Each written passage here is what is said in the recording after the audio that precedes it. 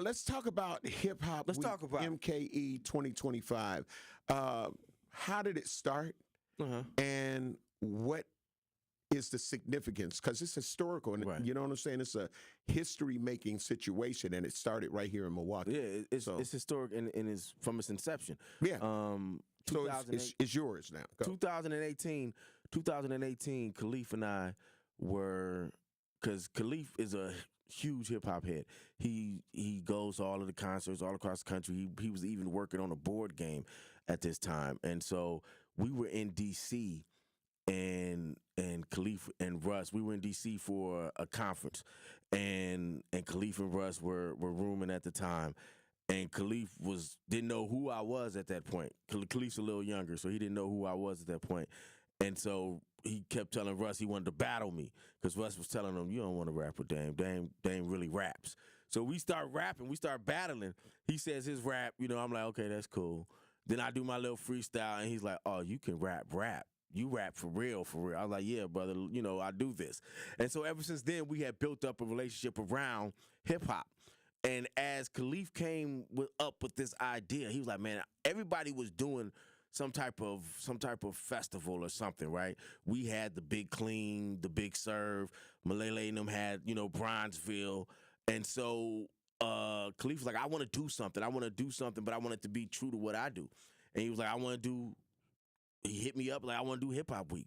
And I was like, what that look like? He was like, well, I wanted to have the pillars of hip-hop involved in it, but I also wanted to be focused on health, civic engagement, and financial literacy.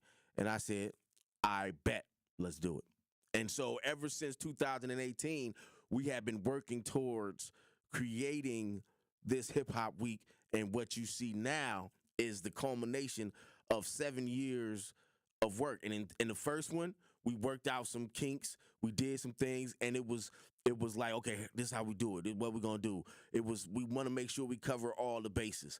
And with Hip Hop Week, like I just mentioned, we want to make sure that we cover financial literacy, health and wellness, and civic engagement. This year we had my man Coach Darvin Moore speak on financial literacy. I went to his conference at the Gym Plaza on 6737 North Titonia. It was great.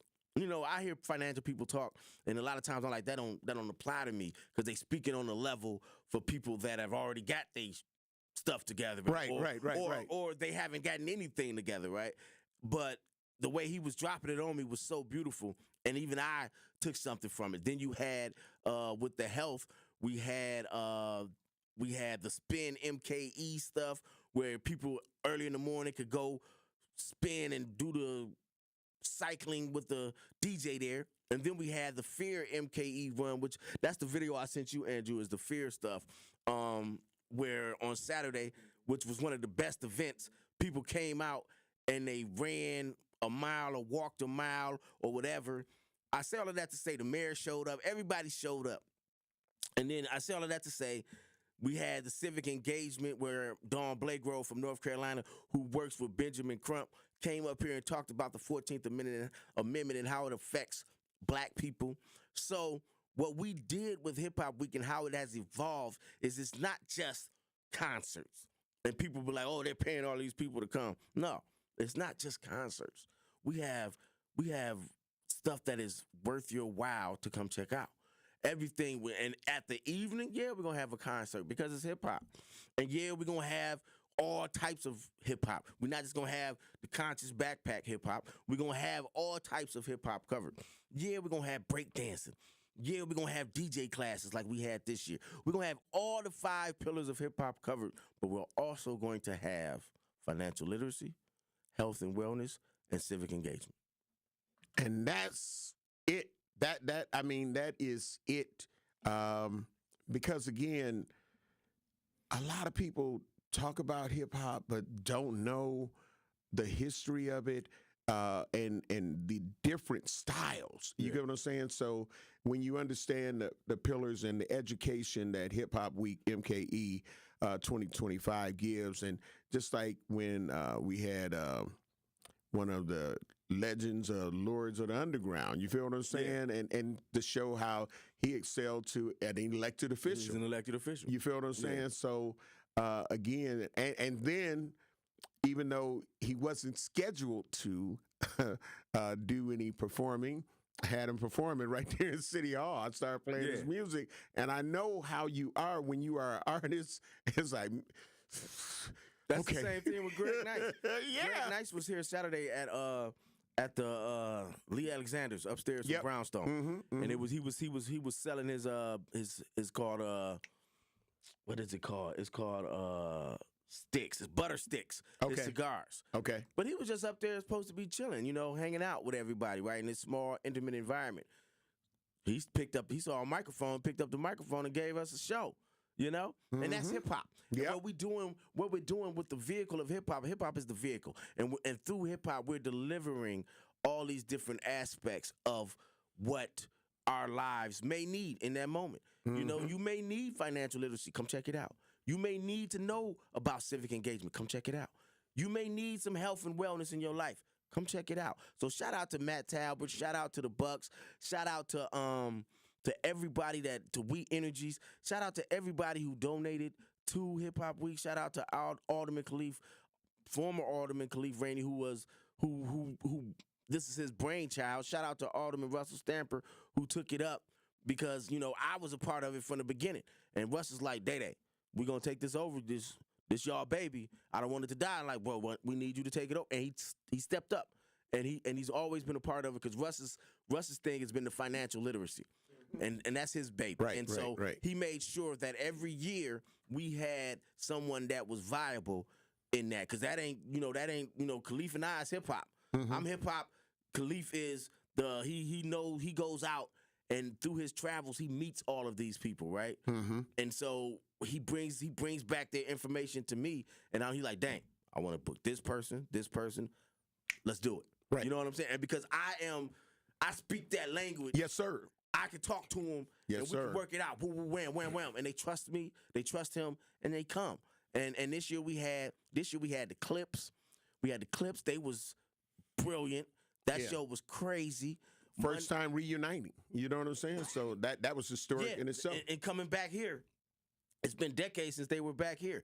Everybody was at that show. It was dope. We had a table set out. We gave out like 200 T-shirts just on that day. Yes, sir. Then the next day, Monday, we had Gat Turner at Wisconsin Black Historic. And I'm just saying this to say it's all over and Gat Turner just didn't do a show. Gat Turner did like a one-man show, and we can talk about it more on the other side of the break. Yes, sir. He talked about black men, and it was just a black man show, and it was an SOS to black men. So it was great.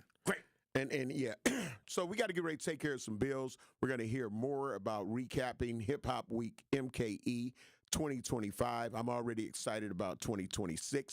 We were gaining the history and the knowledge of how Hip-Hop Week MKE started here in Milwaukee, and how this historic situation continues. And Dame, you had some more that you wanted to share. So man. we stopped. Where did I stop? I stopped on Monday. We're talking about Gat Turner. And I think Gat Turner's presentation that he gave on Monday at the Wisconsin Black Historical Society was important because it exemplifies what we did with this year. We did a lot of partnering with this year, and so we wanted to switch it up. Last time we did it, 2023, we did it so big, we had the whole city lit, but it wasn't. It was everything, but we wanted to do it more.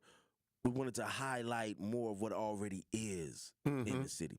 So this year we teamed up with and I say Gat Turner because he hit up Russ and was like, Russ, I want to do something.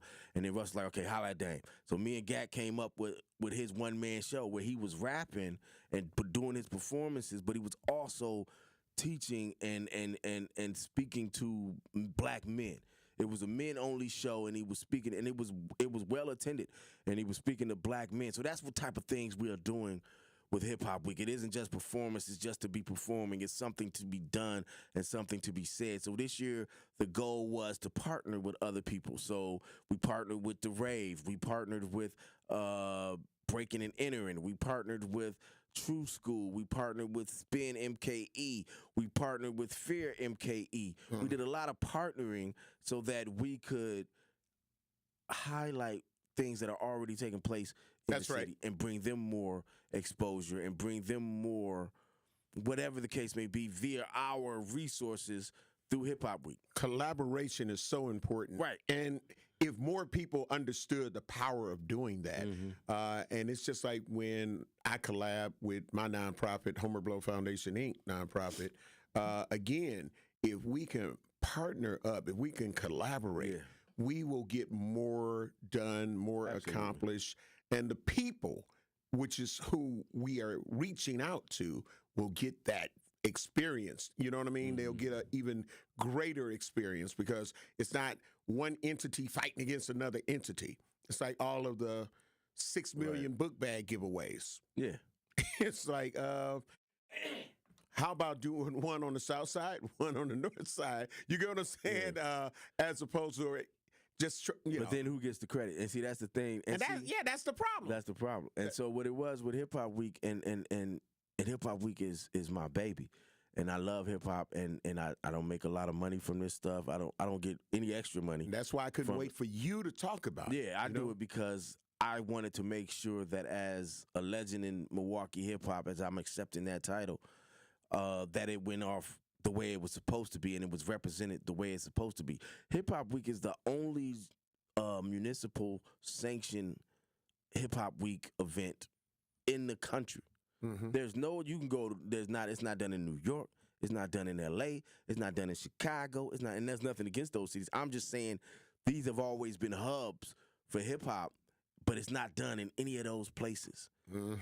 We had the wherewithal and we had the conviction via Khalif and his idea to make it happen here. And so this is the only, so we are known across the country, y'all. That's Milwaukee right. is known across the country for Hip Hop Week. And as we go about doing it and more people get involved, the word gets out and people want to come. That's right. People hitting us up this year wanting to come be a part of it, and they already hitting us for next year. So we have to go through and be like, how does this act or how does this presentation, how does it coincide with what we're trying to do? And if it doesn't, we can't use it. If it does, That's right. we do. You know what I'm That's saying? right. So the collaboration that went about, and like I was saying, Hip Hop Week is my baby, and sometimes when it's your baby, you kind of hold it tight. So this year we had to let it go because we were like, okay, we need to spread our wings and we need to do more for the city. How can we do more for the city outside of just having local rappers? That's right. And I hate calling them local, but having rappers that are bred from the city. Yeah, I always call them Milwaukee artists. Milwaukee artists, because I hate it when people call me a local rapper. Like, man, I'm all over the country. Right. Local, man. Because you stunting your growth. Right. No, they're not local. But how do we do it outside of just having artists from Milwaukee performing someplace? How can we put on for the city? And so we put on for the city by involving the organizations that have been doing this for a while. Yes, sir. Sometimes longer than Hip Hop Week, but they don't have the resources that we have. That's right. we teamed up with GAT on Monday. On Tuesday, we had the True School did a DJ school throughout the week where they would have well-known DJs like New Styles, Socialor, Stretch. Lolo, Stretch. They had these DJs come in and teach people. So I sat in on some of the classes, and it was beautiful to see these kids and these older adults who just now wanted to learn how to DJ, but they didn't start them with the Serato and all that stuff. That's right. They had them pulling out vinyl. There you go. And people was like, I've never seen vinyl, and I never done it. And so it was just like, wow.